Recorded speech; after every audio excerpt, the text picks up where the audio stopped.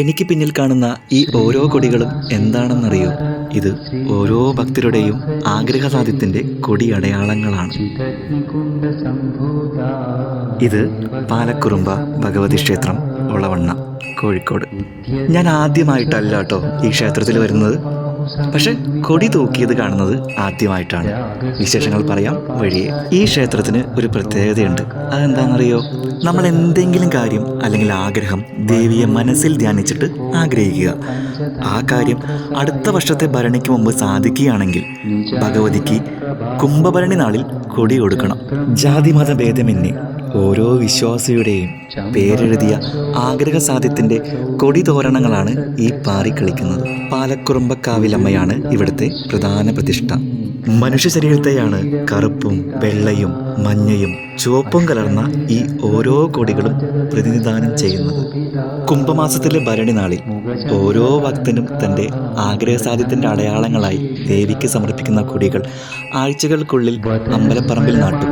അത് അടുത്ത 28 ദിവസം, അതായത് മീനഭരണി വരെ അമ്പലപ്പറമ്പിൽ കണ്ണിനും മനസ്സും നിറയ്ക്കുന്ന ഒരു വർണ്ണാഭമായ കാഴ്ച തന്നെയാണ്. ഈ കൊടികൾ ഇതിനായി പ്രത്യേകമായി തുന്നി തയ്യാറാക്കുന്നവയാണ്. അതും ഓരോ അടിക്കണക്കുകളാണ്. ഒറ്റ സംഖ്യയിൽ തുടങ്ങുന്ന അടിക്കണക്കുകളാണ്.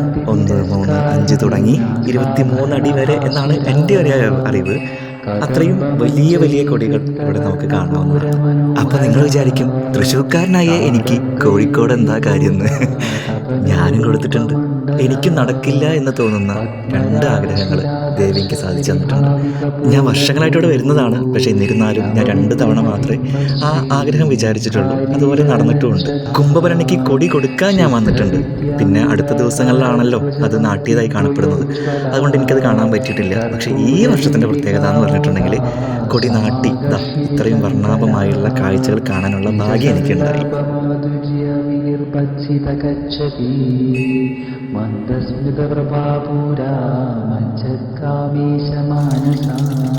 ഇവിടെ മുകളിൽ നിന്ന് വരുന്ന ഒരു തീർത്ഥ ഉറവുണ്ട് കേട്ടോ.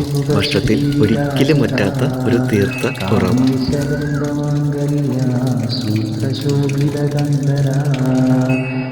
ഇത്തരം ഒരുപാട് കൊടികൾ കാണുമ്പോൾ നിങ്ങൾ വിചാരിക്കുന്നുണ്ടാവും ഇതിന് ശേഷം ഇതൊക്കെ വെറുതെ ആയി പോവില്ലേ എന്നുള്ളത്.